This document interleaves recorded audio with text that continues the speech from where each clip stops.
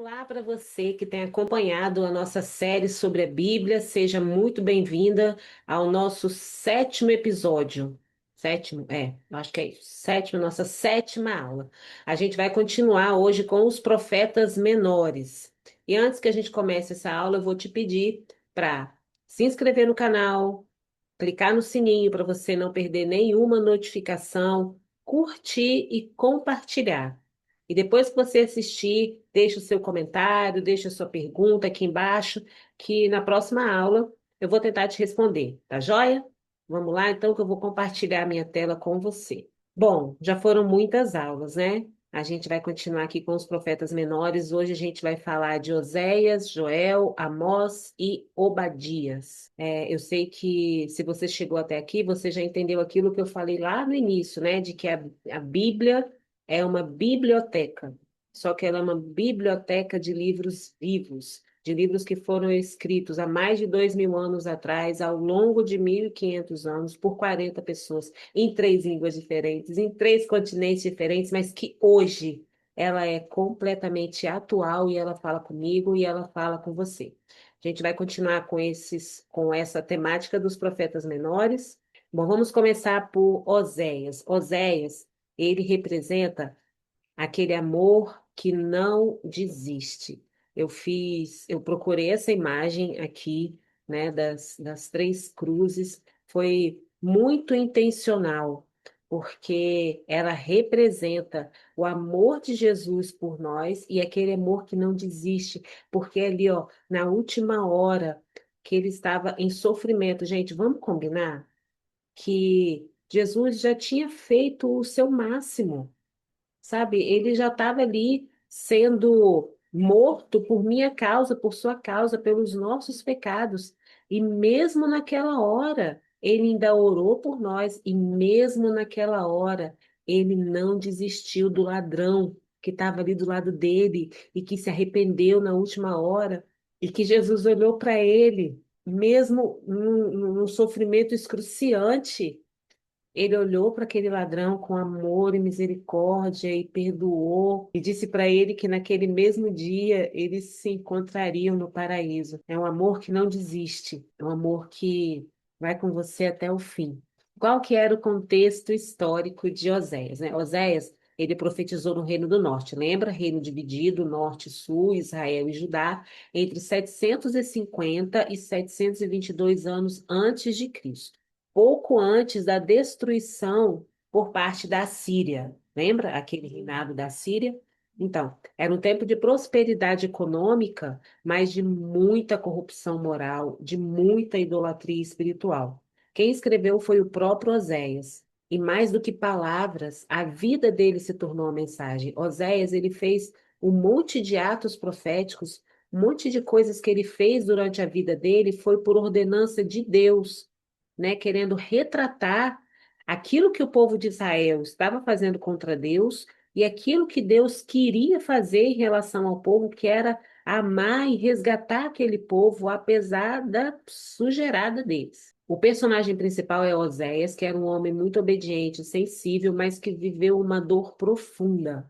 Deus pediu para que ele se casasse com Gomer, uma mulher prostituta, como símbolo do relacionamento de Deus com Moisés. Imagina que naquela época, né, naquela cultura, ainda hoje, né, eu creio que nenhum homem gostaria, né, de casar com uma mulher prostituta. São poucos que querem isso, porque a imagem dele seria manchada por causa dela. E era isso que o povo estava fazendo. Estava manchando o caráter de Deus, porque era o povo escolhido por ele, o povo que levava o nome de Deus e estava ali se prostituindo com outros deuses, com idolatria, com corrupção moral que era avessa ao caráter de Deus. Imagine o seguinte: você ama alguém com tudo que você tem, com todo o seu coração, mas essa pessoa te trai repetidas vezes. Ela te trai repetidas vezes. E Deus diz, vai atrás dela, e ela te trai. E Deus diz, vai, resgata, perdoa, e ela te trai. E Deus diz, vai atrás, resgata e perdoa. Assim era Israel, assim era o coração de Deus em Oséias, né? O, o livro é dividido em duas partes, a história de Oséias e Gomer e a história de Deus e Israel. Na verdade, a história de Oséias e Gomer é uma representação, né, da história de Israel e Deus. Israel está indo atrás de outros ídolos, fazendo alianças políticas que Deus nunca quis que ele fizesse. Ele está acumulando riqueza, mas ao custo de uma corrupção moral, de oprimir os mais fracos, de oprimir os estrangeiros, né? E Deus a toda hora chamando Israel para que Israel voltasse. Como que Oséias aponta para Jesus? Jesus é o noivo fiel, que é traído, mas que vem buscar a sua noiva. Ele é traído, mas ele vem buscar e redimir a sua noiva. E ele paga o preço. Assim como Oséias pagou o preço por se casar com Gomer, Jesus também pagou o preço por querer ser o nosso noivo lá na cruz. Qual que é a aplicação para a gente? Deus não desiste de você. Mesmo quando você cai, mesmo quando você erra, mesmo quando você se afasta dele, Deus não desiste de você.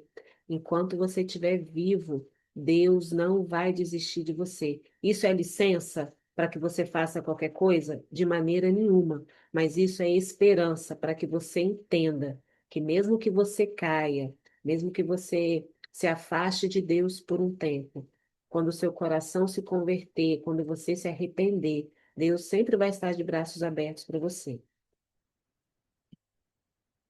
Vamos para Joel. Joel fala do dia do Senhor, da restauração do Espírito Santo.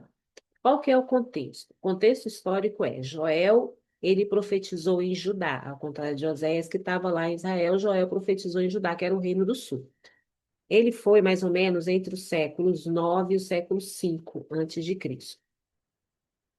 O povo enfrentava uma praga de gafanhotos nessa época.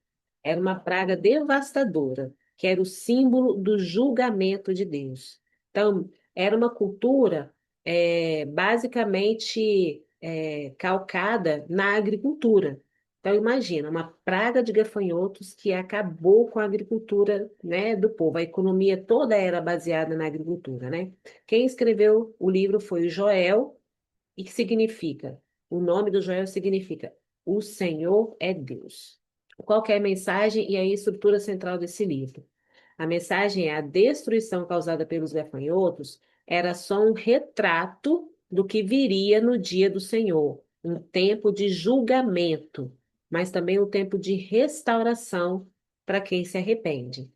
A estrutura de Joel usa a natureza como metáfora, o gafanhoto como metáfora, né? Os gafanhotos devoram tudo. Mas se vocês se voltarem para mim com todo o seu coração, eu restaurarei os anos perdidos. Ou seja, existe uma colheita. Tudo aquilo que o povo plantou lá atrás, ele está colhendo aqui com essa praga, né? Deus está tirando os alicerces daquele povo, né? Da economia daquele povo, para que eles se voltem para Deus, né? Mas Deus também tem a resposta de restauração para eles. Profecia e Jesus. Qual que é o ponto-chave? Joel é o profeta que centenas de anos antes declara o Pentecostes. Ele fala do derramamento do Espírito. Ele fala que derramarei o meu Espírito sobre toda a carne. E essa profecia, ela se cumpre lá em Atos dos Apóstolos, quando estão todos reunidos, e o Espírito Santo de Deus vem e batiza todos eles que estão ali. A gente vai chegar lá quando chegar no Novo Testamento. Como que Joel aponta para Jesus? Jesus é aquele que inaugura o verdadeiro dia do Senhor, o tempo da salvação e do juízo. É ele quem envia o Espírito Santo, né? Quando Jesus vem, morre, ressuscita e volta ao Pai. Quando ele volta ao Pai, Jesus fala: Eu não vou deixar vocês sozinhos, eu vou, mas eu vou deixar com vocês o Espírito Santo. Qual que é a aplicação prática para os nossos dias? Jesus pode restaurar os anos que você perdeu. Quando nos arrependemos, ele faz nova todas as coisas. Ele nos enche com o teu Espírito Santo e com o próprio poder dele. Muitas vezes, né, a gente pensa assim, nossa, mas eu tô tão velho. Nossa, mas eu já fiz tanta coisa errada na minha vida. Nossa, mas eu já plantei tanta coisa ruim e tem tanta coisa assim desconexa na minha vida. Como que eu vou recuperar? todos esses anos. Confia. Confia que Deus é o Senhor dos tempos. Parece que muitas coisas estão erradas, nunca mais vão poder ser restauradas. Eu tenho um exemplo muito particular, que é o meu relacionamento com a minha mãe, né? Ao longo dos anos, né, desde a infância, adolescência, a gente teve um relacionamento muito difícil, assim, ao ponto de eu me achar a pior das criaturas, porque eu não amava minha mãe, eu achava que não amava minha mãe, de tão ruim que era o nosso relacionamento. E aí, quando Deus foi me tratando, né, e eu fiz o caminho de volta, eu me arrependi, eu pedi perdão, Deus restaurou de uma maneira tão profunda, que aqueles anos que nós perdemos de relacionamento, né, porque foi, né, adolescência e juventude inteiro, a gente teve o nosso relacionamento restaurado quando eu já tinha mais de 30 anos. Parecia que, né, não poderia nascer uma coisa dali, porque eu perdi umas fases muito importantes, que era a infância e a adolescência. Mas não, Deus fez de uma maneira tão sobrenatural, que eu lembro que a gente teve essa fase ruim, mas não existe dor por conta dessa fase ruim, sabe? É como uma coisa que cicatrizou. Você vê ali cicatriz, você lembra, né? Deus não tira a sua memória, mas é uma cicatriz que não dói. Você pode botar a mão, você pode bater, ela não vai doer, você só lembra que aquilo existe. Mas o nosso relacionamento, ele foi tão restaurado que é sobrenatural, sabe? Hoje, eu e minha mãe temos um relacionamento muito carinhoso, muito carinhoso. Apesar de que hoje ela está com Alzheimer, né, e não tem mais a mesma memória, mas mesmo antes dessa doença se manifestar, o nosso relacionamento já era muito carinhoso, já era um relacionamento que eu sempre sonhei em ter com a minha mãe e que eu jamais imaginaria que eu tivesse. Então, é isso que Deus faz, é o sobrenatural de Deus, de restauração, quando Ele entra na nossa história. E é isso que a gente vê em Joel, a restauração, por conta do sacrifício de Jesus. Amós vai falar de justiça para todos. Qual que era o contexto, né? Amós profetizou também Israel, no Reino do Norte, no mesmo período de Oséias. Né? Oséias estava no sul, ele estava no norte. O povo estava bem economicamente, mas ele estava socialmente corrompido. Os ricos oprimiam os pobres, a religião era hipócrita e vazia. Quem escreveu foi Amós. Ele era um boiadeiro e colhedor de figos. Não era um profeta profissional, mas ele foi chamado por Deus do campo para o púlpito. O que que isso nos diz? Não é sobre nós, é sobre o chamado de Deus. A própria palavra diz que ele mesmo capacita quem ele chama. Então, você não precisa ser um teólogo, você não precisa ter faculdade, mestrado, você não precisa disso. Você precisa ter conhecimento da palavra, precisa ter um coração entregue. O resto é Deus que vai fazer. Deus só precisa que você entregue aquilo que você tem para Ele. E daquilo que você tem, Deus vai fazer o milagre. Assim foi com Amós. Amós era um cara direto, corajoso e contundente nas coisas que ele fazia, tá? Ele não embelezava a verdade, não tinha essa com ele, não. Ele falava o que era necessário, mesmo que fosse muito duro. O livro é como uma martelada na nossa consciência. Por exemplo, ele diz o seguinte: vocês adoram no templo, mas desprezam os pobres. Vocês cantam louvores, mas o coração de vocês está longe. Amós, ele denuncia a injustiça social como um pecado espiritual. Como que pode eu dizer que eu amo a Deus, que eu amo ao próximo como a mim mesmo, se eu não tenho a expressão prática desse amor?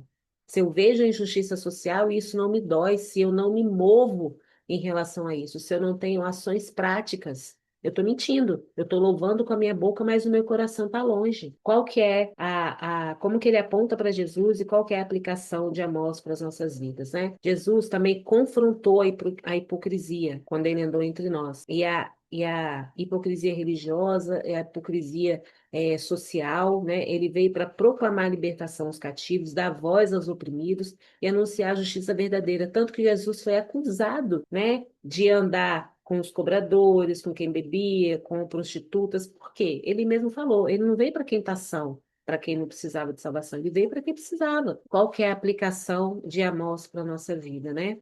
Espiritualidade sem compaixão é vazia. Amar a Deus é amar ao próximo. A adoração verdadeira inclui justiça social no dia a dia. Não tem como eu dizer que eu amo a Deus e não amar aquilo que Deus ama. Deus ama a humanidade. Deus odeia o pecado, mas Deus ama a humanidade. Então, eu não posso dizer que eu amo a Deus e fechar os olhos para quem está passando algum tipo de necessidade, para quem está passando algum tipo de justiça. Impossível. Obadias. Obadias vai falar do orgulho, da soberba. Qual que era o contexto?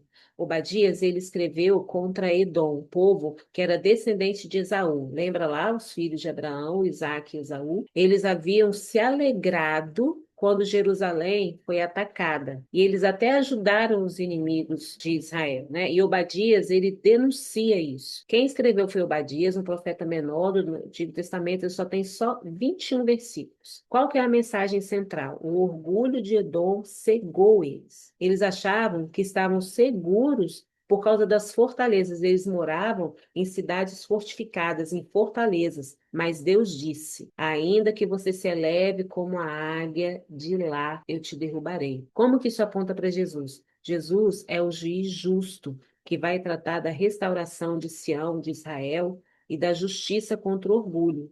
Ele é a rocha firme, diferente das fortalezas humanas. E qual que é a prática, na aplicação prática para a nossa vida? O orgulho precede a ruína. Devemos depender de Deus e não da nossa própria força. Mesmo em tempos difíceis, ele vê, ele julga e ele age com justiça. A Bíblia fala que a soberba precede a queda. Deus odeia os soberbos. Quando a gente vê alguém passando por alguma coisa, né, e a gente lá no fundo, né, acha bem feito. Deus não gosta disso. Deus não se alegra desse tipo de coisa. Quando a gente galga uma posição, quando a gente chega a algum lugar de destaque, né, e a gente se ensoberbece dizendo que foi pelos meus esforços, porque eu batalhei, porque eu estudei, porque eu. Deus não gosta dessas coisas, porque na verdade, se você teve condições de batalhar, você teve condições de estudar, foi porque Deus te deu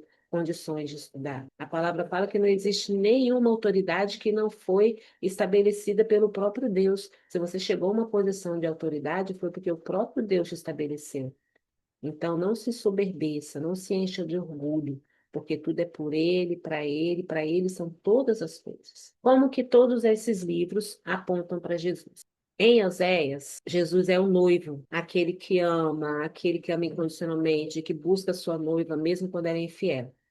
Em Joel, Jesus é aquele que batiza com o Espírito Santo, cumpre a promessa de Joel lá no dia de Pentecostes.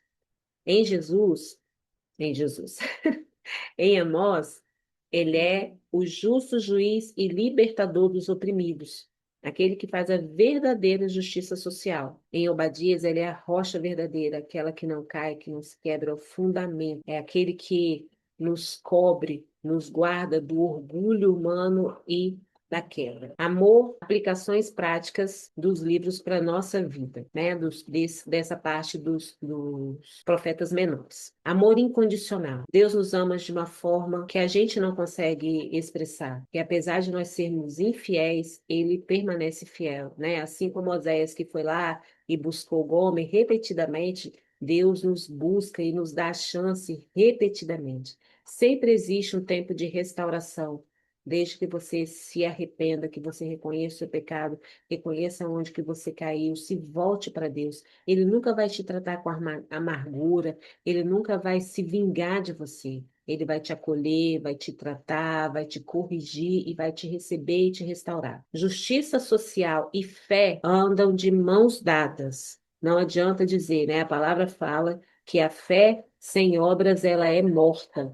Eu preciso expressar a minha fé. Se eu tenho fé em Deus, eu tenho que expressar a minha fé amando o meu próximo. E isso também se expressa em forma de justiça social e humildade, porque o orgulho nos afasta de Deus, né? A humildade nos aproxima de Deus. O que a palavra diz? Que Deus rejeita os soberbos, né? Mas ele acolhe os humildes. Terminamos mais uma aula. Eu espero que ela tenha te ajudado nessa sua caminhada de um voraz leitor da Bíblia. E a gente se vê na próxima aula. Beijo.